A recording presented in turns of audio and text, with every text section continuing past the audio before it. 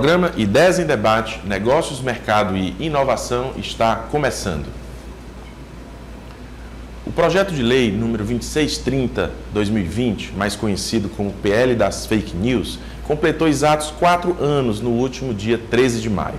De lá para cá, muitas emendas, idas e vindas, novas redações e versões. O desgaste é inevitável. E aquilo que tem como proposta principal instituir a Lei Brasileira de Liberdade, Responsabilidade e Transparência na Internet oscila entre paralisações e mais discussões sem avançar na votação. Atualmente, o PL tramita na Câmara dos Deputados em regime de urgência. E o que era para ter sido votado no início de maio foi mais uma vez adiado. Mas, projeto de lei à parte, o combate às fake news tem sido uma questão importante no mundo inteiro e mobiliza governos, empresas de tecnologia e sociedade em geral.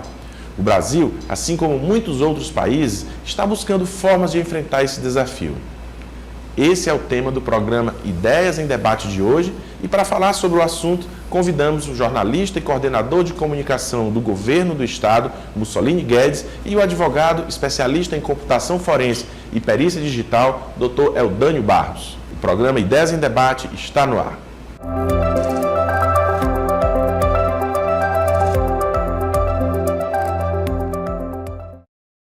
No programa de hoje, recebemos o coordenador estadual de comunicação social do Governo do Estado, Mussolini Guedes, e o especialista em computação forense e perícia digital, Dr. Eudânio Barros. Mussolini e Eudânio, primeiramente sejam muito bem-vindos. E nós vamos tratar hoje sobre as fake news, que se tornaram uma preocupação global. Espalham-se rapidamente, distorcem a verdade, influenciam a opinião pública, mas elas são só um problema da atualidade, consequência dos avanços das tecnologias de comunicação e do fácil acesso à internet e às redes sociais? Ou existe algo mais por trás disso? O que a gente poderia, para iniciar o nosso programa, falar sobre o que está por trás das fake news também? Boa tarde, doutor Campelo. Boa tarde, Eudânio. Essa história de fake news, de internet, é impressionante, né? A internet surgiu como uma forma de, todo mundo diz, democratizar a informação, disponibilizar mais conhecimento, mais informação, mais cultura, mais tudo para a população em geral. Uma forma de levar conhecimento a mais gente e a quem quisesse usufruir ou aproveitar desse acervo, dessa quantidade imensa de conhecimento que a gente pode ter na internet. Naturalmente, tem as coisas boas e tem as coisas ruins. A comunicação, propriamente dita, ela veio numa transformação radical nessas últimas 3 décadas, 2 décadas para cá. E um dos efeitos, digamos, deletérios dessa disseminação, dessa democratização da informação, é a história das fake news. E o que é fake news? É mentira, né? Em termos bem concretos, bem fácil de dizer, é mentira, aquilo que não é verdade. E isso encontrou no ambiente da internet, no ambiente digital, um campo muito fértil para a sua disseminação. A gente que vem do interior, a gente tem aquela coisa, fuxico você acaba se você não der, se você não tiver como disseminá-lo, se não tiver como levá-lo adiante. O fuxico chega até você, a informação negativa ou ruim chega até você e você para ali e morreu. A internet não, ela se tornou uma forma de se disseminar com muita rapidez, com mais eficácia e com alcance monstruoso. O que há por trás dessa temática de fake news? É só a desinformação propriamente dita, só a fake news, só a mentira que eu passo com algum objetivo, ou tem outros objetivos, outros interesses por trás? Aí entra o quê? Interesse ideológico, interesse político, interesses financeiros. É essa questão que a gente pode aprofundar na discussão aqui. Exatamente. Essa questão é muito interessante porque as fake news, elas explodiram lá no nosso pleito eleitoral em 2018, com aquela grande polarização que nós tivemos em nosso país, e ela foi realmente utilizada como uma arma de destruição. E de destruição de quem? Da imagem de determinadas pessoas. Porque o que é que ocorre? Com a redução do nosso tempo de campanha eleitoral, que antes eram 90 dias e agora são 45, é impossível uma pessoa em 45 dias restabelecer aquele estrago que foi feito. Então, a campanha daquele determinado candidato estava por água abaixo, ia por água abaixo. Não tinha como ele refazer essa imagem dele. E a discussão que nós estamos tendo hoje, com toda essa disseminação de fake news e agora com incitação, inclusive, de crimes em escolas, né, é exatamente as Big Techs agirem de uma forma mais eficaz e mais célere para evitar que essa disseminação toda dessas notícias falsas e desses crimes que são colocados aí, que são disseminados todos os dias, cresçam cada vez mais. Interessante, eu estava, enquanto vocês estavam falando, lembrando o seguinte, que tem uma pesquisa que mostra que as fake news, elas são mais difundidas do que uma verdade. Às vezes a verdade, ela é colocada, e se você coloca naquele mesmo dia, da mesma forma, uma notícia falsa, aquela notícia falsa, ela avança mais rapidamente. Solino, você que é da área de educação, por que as notícias falsas, elas correm tão rapidamente? Aí a gente entra basicamente ou concretamente na história do interesse que está por trás desse movimento na internet. Se eu invento uma mentira e eu quero que essa mentira se dissemine, que ela tenha um alcance pessoas, ou alcance segmentos, ou alcance objetivos, naturalmente eu vou fazer com que ela tenha os mecanismos para ela se disseminar, para ela ser distribuída com mais rapidez e com mais eficácia. Eu vou usar os instrumentos para que ela se dissemine. Eu acho, na minha visão, que por isso que as fake news são tão perigosas, porque ela tem um interesse por trás. Ela não é só desinformação, não é só um fuxico, não é só uma mentira simples que eu invento, é uma mentira que eu invento com um objetivo muito claro, com uma meta muito clara para ser alcançada. Ou alcançar objetivos concretos, ou alcançar pessoas, ou alcançar segmentos, ou alcançar interesses que eu tenho por trás, e eu crio as armas, as condições para que ela se dissemine. Aí entra a questão política, entra a questão ideológica, de disseminar o medo, alguma ação que ela provoque desdobramentos danosos para a sociedade, maléficos para determinados segmentos, questões das eleições. Aí a gente entra numa questão mais política, questão das eleições de 2018. Naturalmente, tem esses interesses por trás, por isso que eles se disseminaram com mais rapidez. A questão da violência e do ódio, disseminação da violência e do ódio, como forma de alcançar segmentos ou alcançar pessoas, ou como é que se diz? Valorizar crenças que eu acredito e que têm o objetivo de atingir a sociedade, os segmentos sociais. Por isso que, na minha visão, as fake news elas são tão danosas e perigosas, e elas precisam ser combatidas com virulência e com eficácia, porque elas têm objetivos muito claros a serem atingidas e conseguem, com os meios digitais, seguir esse caminho que ele é tratado. Doutora Dani, a PL das fake news é uma forma de combater as fake news? É uma forma de inibir bastante a disseminação das fake news. Como o Mussolini bem falou, ninguém impulsiona a verdade. Você divulga a verdade querendo que ela chegue ao máximo de pessoas possível, mas você não impulsiona. Quando você cria uma fake news, a pessoa que está por trás dessa fake news, ela faz questão de impulsionar. Então, nós temos algoritmos hoje nessas grandes Big Techs que você consegue, através de determinados parâmetros, inclusive dizer ou, vamos dizer assim, enviar essas fake news para um público específico, através da idade, da localidade onde a pessoa mora, inclusive do gênero, de cor, de tudo isso. Então, os nossos algoritmos hoje estão tão avançados, por dizer assim, que inclusive nós temos agora, recentemente, protocolado no Congresso, o marco legal da inteligência artificial, que é outro tema que está aí em grande discussão. Mas tudo está interligado. As fake news, elas utilizam também de inteligência artificial para poder atingir os seus objetivos. Mussolini, esse projeto de lei, né, da fake news, você acha que é uma forma, será um remédio eficaz no combate à desinformação, ao discurso de ódio, como a gente já até falou aqui, da questão das escolas, e contra outros discursos criminosos que circulam no ambiente digital? Eu sou meio pessimista com instrumentos de controle social da imprensa. Assim, é evidente, é natural e é desejável que a gente tenha um controle sobre o que é disseminado na internet. Precisa ter esse controle, precisa ter fiscalização, precisa ter controle, precisa ter responsabilização de quem faz da internet um campo fértil para a disseminação de mentiras, de discurso de ódio, enfim, essa prática de alcançar objetivos que não sejam bons para a sociedade. Agora a questão é, como fazer isso? O PL das fake news, ele é eficaz nessa proposta de controlar, de exercer esse controle?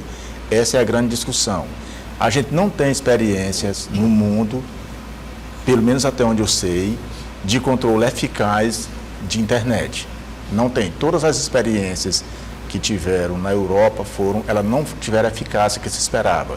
Muito pelo contrário, elas tiveram desdobramentos que não foram bons para dentro da proposta que se pretendia. O PL das fake news aqui, ele nasceu em 2020, ele passou por várias mudanças de lá para cá, né? Teve agora essa pedido de urgência aprovado, não foi votado porque ele seria derrotado, e teve digamos assim, uma coordenação muito política, muito a partir do legislativo, usando estratégias da comunicação convencional, da comunicação tradicional, que aí é uma contradição, porque a fake news ela é a comunicação nova, a comunicação digital. E a estratégia de comunicação utilizada para vender a ideia do PL das fake news ela foi basicamente a comunicação convencional, da grande mídia, digamos assim. E não deu certo, tanto que foi adiado e está se discutindo ainda. A minha grande questão que coloca, resumindo, será que ele vai ter a eficácia que se espera dele? Que se espera não, que é necessária ter, que é a questão do controle, da responsabilização e da penalidade de quem criar ou de quem divulgar fake news. Doutor Eudânio, essa é uma questão muito que acho que é um ponto muito importante delicada. a gente definir quem é que deve ser responsabilizado, é quem vai postar, a Big Tech que disponibiliza a plataforma para ser colocada, doutor Eudânio Barros. Doutor Eudânio, a gente já havia, estava falando sobre a responsabilização. Quem deve ser responsabilizado? Se são essas grandes empresas que disponibilizam as plataformas para receber as publicações ou a própria pessoa que publica? Como é que pode ser feito esse controle? Muito bem, a começar até pelo nome da lei, né? Liberdade, responsabilidade e transparência. Então, a responsabilidade ela tem que existir sim, né? E as pessoas, às vezes, imaginam que todos serão responsabilizados, que as Big Techs serão responsáveis por toda e qualquer postagem. Não é bem assim, né? Hoje, de acordo com o Marco Civil da Internet, elas são obrigadas a retirar de ofício, ou seja, imediatamente, sem ordem judicial, a questão da pornografia de vingança. E o que está sendo discutido é a ampliação disso, ou seja, é ampliar aquilo que já vinha escrito lá no Marco Civil da Internet em 2014. Afinal de contas, são 9 anos. Em 9 anos, quando nós falamos de tecnologia, são dezenas de anos, quando se fala em tecnologia, comparado com o mundo físico. Né? Nós evoluímos muito rapidamente. E o que acontece é que essas Big Techs, elas serão responsáveis por todas aquelas postagens que são patrocinadas. Ou seja, se alguém está pagando para aquela postagem ser veiculada, é obrigação dela, né, e nem tem que esperar a ordem judicial. Ela tem que examinar e se essa publicação se enquadrar num crime, né, ou numa notícia falsa, ela não deve veicular de forma alguma. E caso veicule, aí ela estaria sujeita a sanções. Certo. E aí a gente volta para um outro problema, é um conflito entre a liberdade de expressão, né, e justamente esse controle. Mussolini, como jornalista que defende a liberdade de expressão, acho que todos defendemos a liberdade de expressão, mas como é que vai conformar esse conflito que existe entre a liberdade de expressão mais a publicação de notícias que podem ser fake news ou podem atentar ou podem trazer a violência para as escolas, enfim. Como é que se faz esse controle?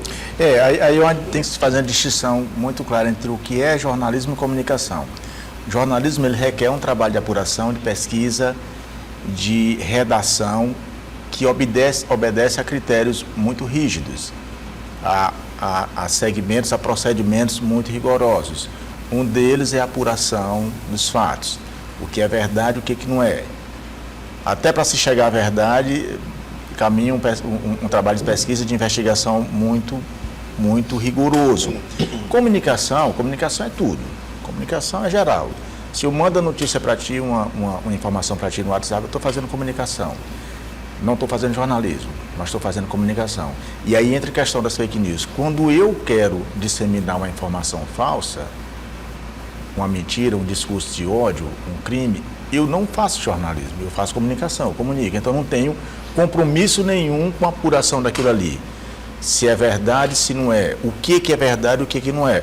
Eu passo uma versão ou uma narrativa que eu quero que ela chegue até ti, até você, e que vocês sirvam também para disseminar isso. E aí vem a questão da responsabilização. Nesse momento aí, quem é o responsável pela mentira? Sou eu que crio e te passo, ou é você que repassa para outra pessoa que repassa para outra pessoa? Ou é as Big Tech, as empresas de comunicação e tecnologia que servem de canal, de plataforma para que essa fake news ela se dissemine? Então, é uma coisa, o jornalismo sim, tem seu papel de notícia e tem suas responsabilizações, suas obrigações para cumprir e as penalidades que deve sofrer com relação ao que não for de acordo com o que determina a lei.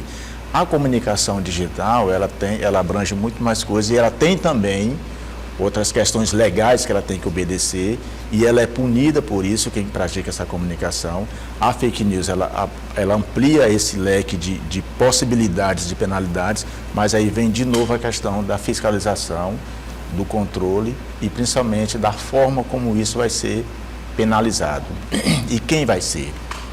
Quem vai controlar? Acho que é um aspecto muito importante, muito. É muito polêmico também. E falando em aspecto polêmico, doutor Eldânio, quais são os principais aspectos ou os mais polêmicos, né, dessa PL da fake news? O que tem mais se discutido e por que essa PL ela empacou, que já está há 4 anos aí e não se tem um resultado final dela? Muito bem. Quem é contra, né, denominou inclusive de chamar PL da censura, né, porque ela estaria censurando a liberdade de expressão. E não é bem assim. Na verdade, a internet ela não pode ser um mundo sem lei, né, uma terra de ninguém. Ela tem sim que ser regulamentada. É algo natural, a tecnologia evolui e as leis têm que evoluir junto, né, não tem como fugir disso. E 2 pontos polêmicos, né, no PL, inclusive, foi pontos que o Orlando Silva, o deputado, retirou da pauta de urgência exatamente para serem discutidos, foi a criação do conselho, que seria responsável por fiscalizar essas postagens, né, essa disseminação de fake news, e o outro ponto foi a questão da alta multa, né, contra as Big Techs, que essa multa é para ser de 10% do faturamento de uma Big Tech dessa no Brasil. 10% de um faturamento do Google ou do Meta são valores astronômicos, né? Então, são pontos que estão sendo discutidos e pontos também quanto à questão de ampliação lá daquilo que está previsto no nosso artigo 19 do Marco Civil da Internet, lá de 2014, que é para ampliar a atuação dessas Big Techs de forma mais eficaz e mais célere na retirada dessas fake news do ar, né? E aí nós temos também a questão quando se fala em aplicativos de mensagem, né, como WhatsApp, Telegram e outros, vai quebrar o sigilo dessas comunicações, dos aplicativos de mensagens? Não se deve. Não se deve. Você estaria invadindo a privacidade do ser humano, né? Mas, se por acaso esses aplicativos forem utilizados para disseminar uma fake news, ou até mesmo incitação a algum crime, ou algum ato terrorista, lembrem-se, né, e todos nós temos que lembrar que a internet deixa rastros. E isso pode ser verificado e nós podemos sim chegar aos culpados. Tanto que uma das coisas que já foi regulamentada na Europa e que vai ser regulamentada aqui no Brasil também pelo PL 2630 é a questão de quem são as pessoas responsáveis pelos robôs, né? Os robôs são autodisseminadores de fake news, eles são programados para fazer aquilo de forma automática. E aí o PL veio para regulamentar isso aí também. Vai ser proibido o uso de robôs? Não.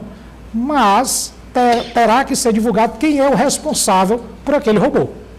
Esse é um ponto importante, E aí, Mussolini, a gente sabe que no YouTube, por exemplo, há um controle.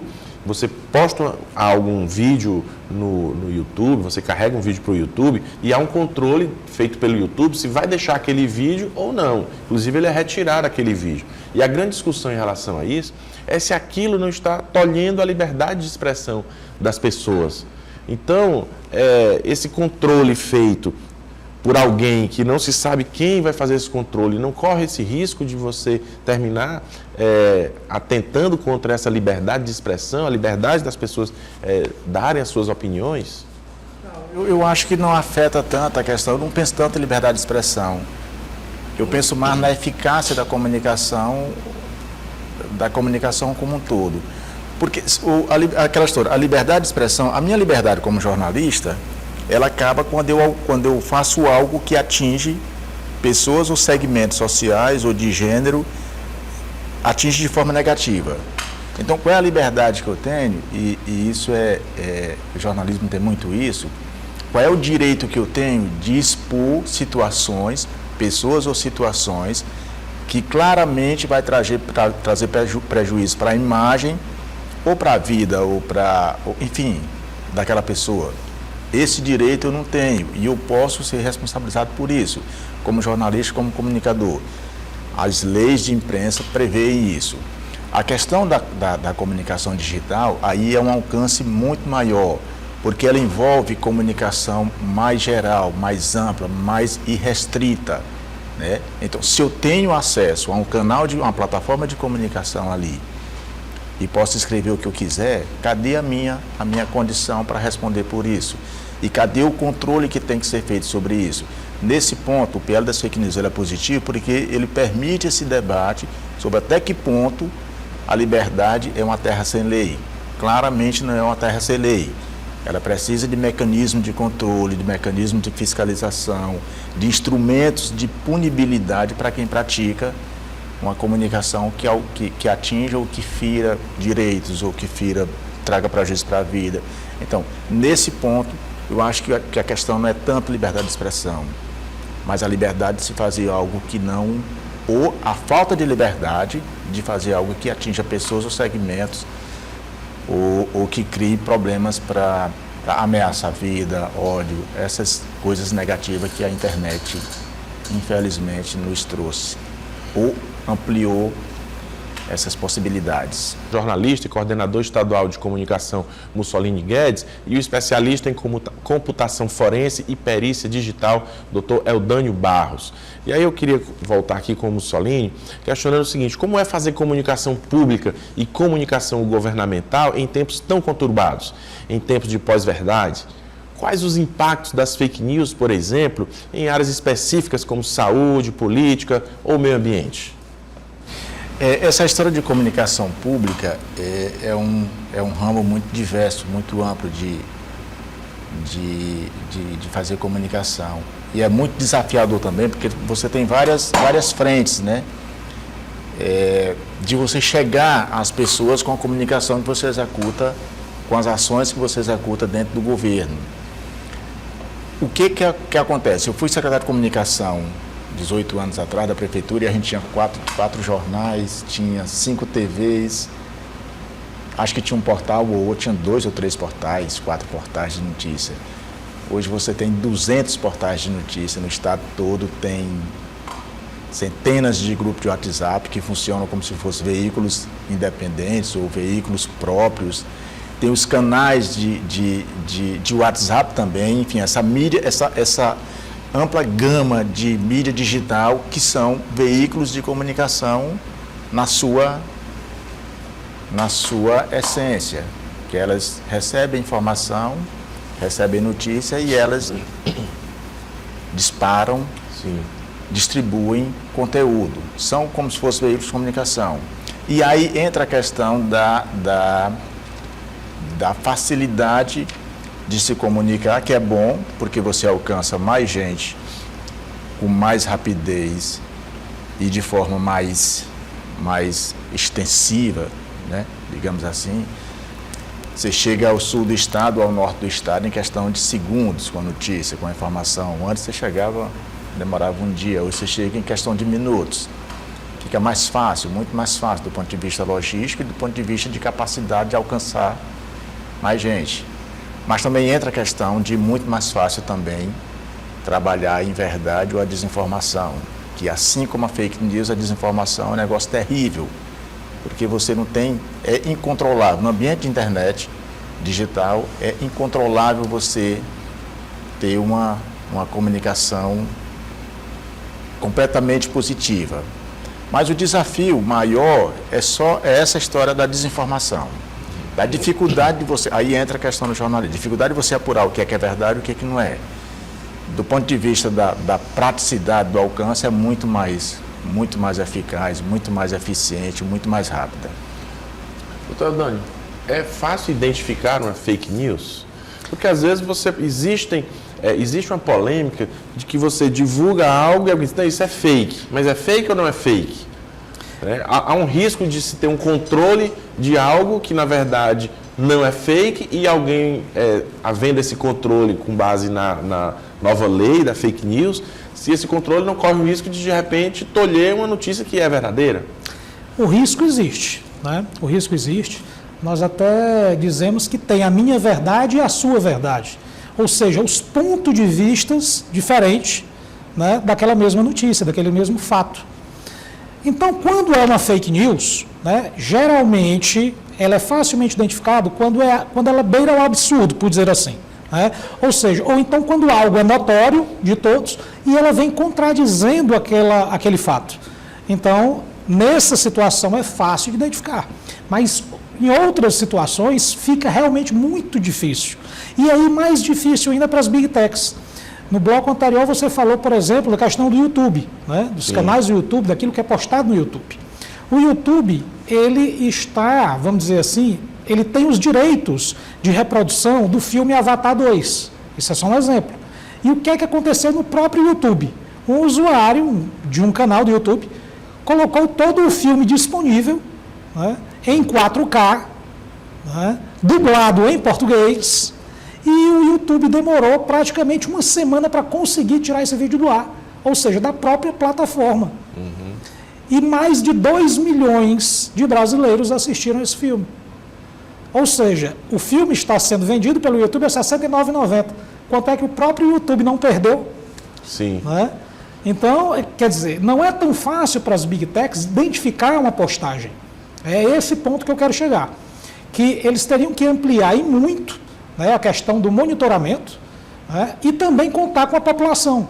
Porque a população, a obrigação da população fazer também essas notificações.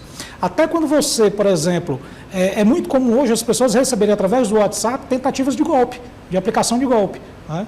E quando você percebe que aquilo é uma tentativa de golpe, a primeira coisa que você deveria fazer, seria denunciar e depois bloquear. Mas pouquíssimas pessoas fazem isso. Né? Assiste antes, aí depois é que vai pensar em bloquear, né?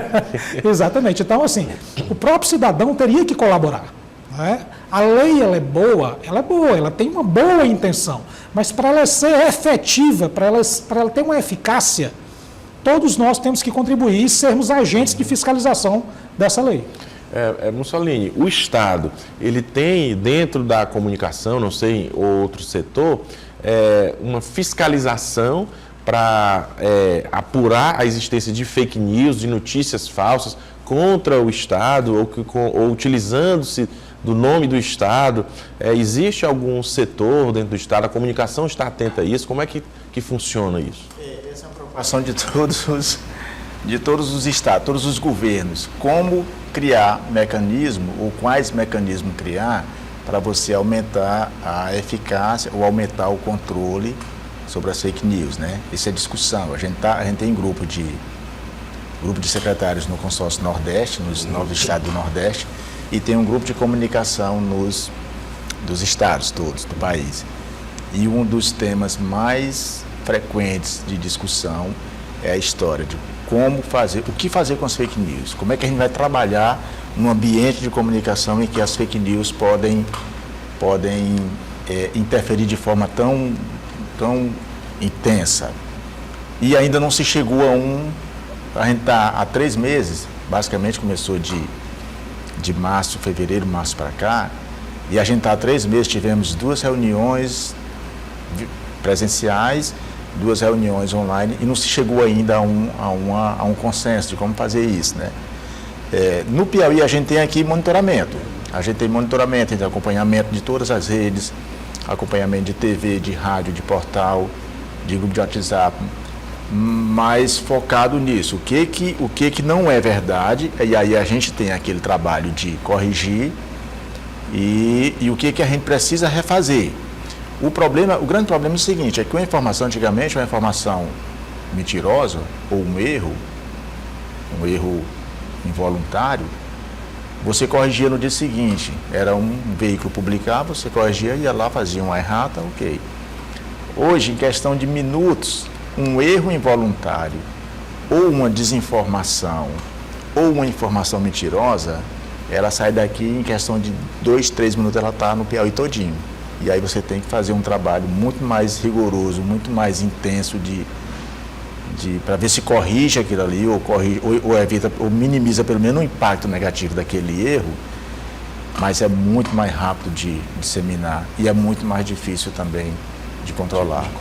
É o grande desafio da comunicação, não só do Piauí, mas de todo o país, essa história de como enfrentar essa história das fake news. Ainda estamos trabalhando como é que a gente vai fazer isso. Esse é um grande dilema, né? Acho que é o que a lei das fake news está tentando também evitar, não é? É que essas publicações, essas postagens, elas corram, né? Exato. E aí entra na questão, aí volta a dizer, na importância da discussão, desse debate envolvendo legislativo, judiciário, Congresso, tudo em cima dessa questão de controle das fake news, da comunicação internet como um todo, na verdade. Tanto que a comunicação é importante, né? Que uma vírgula faz muita diferença, né? Nós já ouvimos aquela célebre historinha de dizer assim, matar não, solte, né? E se você traz uma vírgula para a palavra anterior, né? Muda todo o fato, né? Muda a informação. Muda a comunicação completamente. E pensando nisso, o próprio WhatsApp já implementou na Europa, e eu acredito que deve estar implementando no Brasil, se é que já não implementou, na verdade eu não testei ainda, mas ele colocou um delay nessas mensagens que as pessoas digitam no WhatsApp, de até 15 segundos, para a pessoa rever se realmente é aquele conteúdo que ela quer repassar. E nesses 15 segundos ela vai poder apagar essa mensagem, ou seja, a pessoa do outro lado não vai receber de forma alguma, se ela fizer isso em 15 segundos. Muita gente manda mensagem e depois se arrepende, né? Diz, não devia ter mandado. Esses 15 segundos acho que vai ajudar. Já vai ajudar. A refletir um pouco, né, sobre isso. Bom, o programa Ideias em Debate está chegando ao seu fim, mas antes de pedir aqui aos nossos entrevistados que façam suas considerações finais, você confere agora uma agenda com os principais eventos do segmento empresarial no Piauí. No dia 15 de junho acontece a palestra Gestão por Prioridades na Liderança. O palestrante Marcelo Massini Melo vai ensinar os líderes a construir processos com foco na liberação e expansão do potencial de pessoas, equipes e organizações por meio do desenvolvimento de eficácia comportamental, visando alta performance e resultados sustentáveis.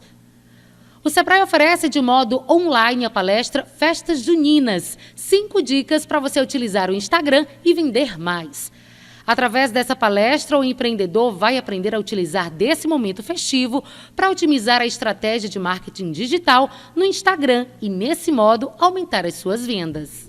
Agora que você já conferiu a nossa agenda, eu passo aqui a palavra aos nossos entrevistados que podem fazer suas considerações finais. Eu já agradeço o doutor Eudânio pela presença, o nosso secretário Mussolini também por sua presença e deixo a palavra aí para fazerem aí vocês as suas considerações finais. Eu quero agradecer o convite, seu Campelo, de toda a direção da UDIA, e também aqui ao nosso colega Mussolini Guedes, e dizer, né, fazer um alerta à população e dizer para vocês sempre procurarem checar. Sempre que vocês receberem uma notícia, chequem se aquela notícia é fato ou se é fake.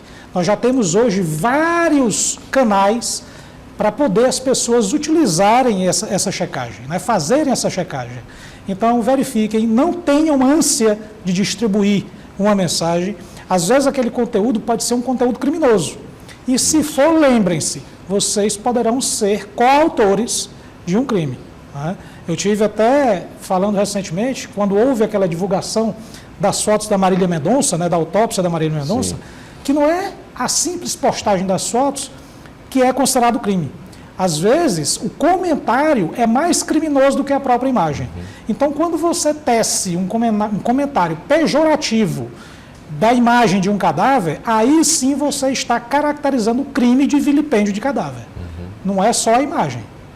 Pois aí, fica uma lição aí, né, para todos, para evitar essa repostagem, né, sem fazer qualquer critério, fazer qualquer análise.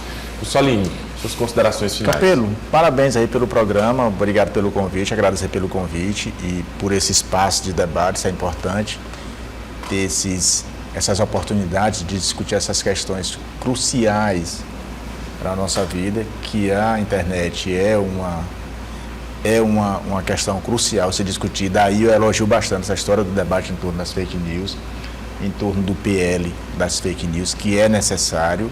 E aí entra a questão da como é que eu estou cometendo um crime porque a verdade é que cada um tem a sua, né? Cada um tem a informação e você acredita nela porque você compartilha daquele pensamento. Não é que seja verdade ou mentira, você compartilha aquilo ali e para você é verdade. Como é que eu vou ser punido porque eu ajudei a distribuir ou a divulgar uma informação que eu achava, que eu acreditava que era verdade? Né? Esse é o grande dilema dessa história do PL das fake news. E aí vem a dificuldade da responsabilização, primeiro, do controle da responsabilização e da punição de quem pratica fake news ou leva a uma informação que possa trazer prejuízo para as pessoas. Mas é um debate necessário, extremamente importante, e é a partir daí que pode-se chegar a uma solução que seja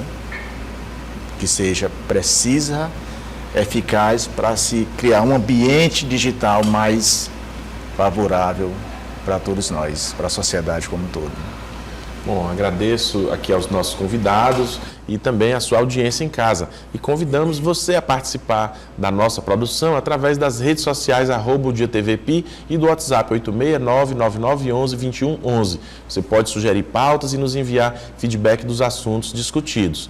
Acompanhe também a reprise do programa todo sábado das 9 às 10 horas da manhã. E caso não tenha tempo para acompanhar a transmissão às terças-feiras ou mesmo a reprise aos sábados, você pode acessar nosso canal no YouTube. É só pesquisar Sistema O Dia na plataforma e assistir o programa na íntegra. Um abraço e até o nosso próximo encontro.